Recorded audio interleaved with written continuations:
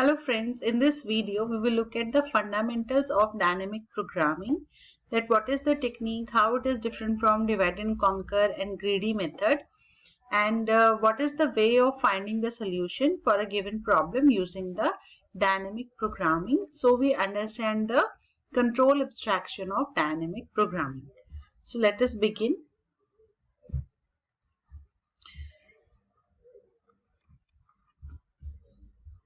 So in dynamic programming, what we have is, let me just put the heading here.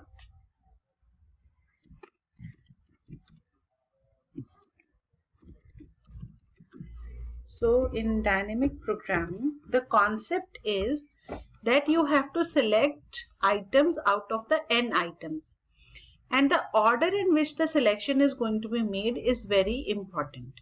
So if we take the example of 01 knapsack, in dynamic programming you will again fill the knapsack with the I items out of n, but at each stage you will be deciding for one item. Like in greedy, you make n decisions and you select one item. But in case of the dynamic programming, what you will do is, at the end you will select that method which will branch of the selection which will give you the maximum benefit. So at each point, at each level, you are going to select the that item which is going to give you the optimum answer. Let me just put this in the form of a diagram so that it becomes more clear. Like in greedy, what we do, we have n items. We have n items, and then we decide for the item number 1 first, whether it will be included for full or not, then second, then third, then fourth. And what we do, we sort the outputs in the order of profit or weight or in the order of ratio, and then we decide whether we will include that item into our final answer or not. But in dynamic programming, what we will do is, again we will make n decisions, but the way of making the decisions is different. And how it is different? You have n items, so at the first route you will decide for the first item, and you have two choices. The choice is either you don't include the item, that means zero part of that item is included, or you include that item, that means full item is included. And we call this as a 01 knapsack because either item is not included or it is fully included. Partial inclusion is not allowed. So either you include full item or you don't include the full item. So this is for the first item that you have, x1. Then at the second level now, what decision you have to make again is whether you will include the second item, you will not include the second item, or you will include the second item.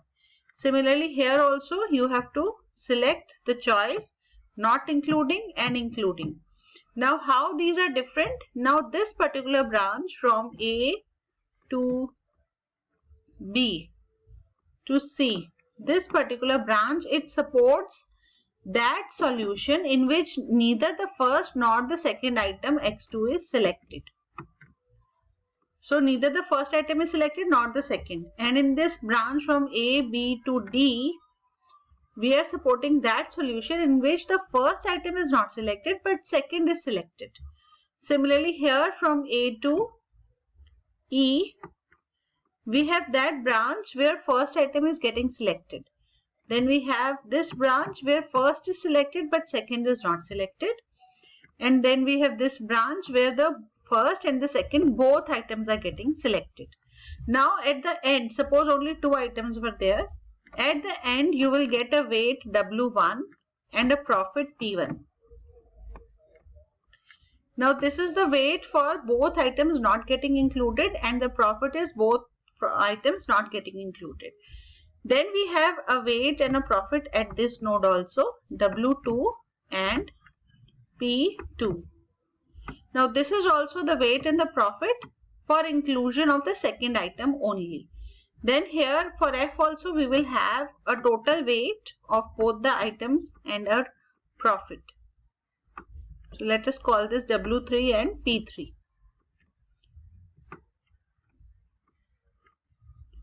So again, this is the weight for this decision and this decision. So here only first item is getting selected. So weight of first item is put into W3. If second was also there, then we will add that. Like in this case for G, we will calculate W4 and P4. So W4 is calculated by adding the weight of first item and second item. And P4 is calculated by adding the profits of first item and the second item. This way, we will have 4 different solutions. Now we have to do 2 things. One is we have to find the feasible solution. How we will find the feasible solution? We will compare the weight W1, W2, W3 and W4 with the capacity M. So whichever weight is less than, wherever the capacity is more than or equal to the weight W1, W2, W3, W4, all those solutions for which these weights are going to be less than or equal to the capacity, those will be the feasible solutions. And which one is the optimum? Optimum is the one which is feasible and the profit is maximum. Suppose the profit P1 is 10 and profit P3 is 20, and both W1 and W3 they are less than or equal to the capacity. In that case, we are getting the profit of 10 here and 30 here, so P3 will get selected, and W3, the path, this AE and EF, this path will get selected. So you will have x of 1 as 1 and x of 2 as 0, that only the first item is getting selected. So this way we are going to form the solution. So this is what we have in the dynamic programming. If n items are there, you will make n decisions. Similarly, we will have for the traveling salesperson problem. In the next video, I will be discussing the concept of optimal binary search tree, and I will try to simplify it so that everybody can understand.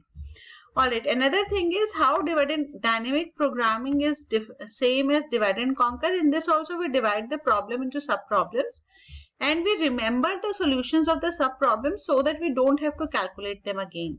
Whereas in divide and conquer, we recalculate all the sub-problems even if they have been solved earlier. Then how it is similar to greedy, n decisions, but the difference is here at each decision we try to choose the one which is the optimum, which was not there in the greedy method. So thank you very much for watching this video, and we'll meet in the next video with optimal binary search tree.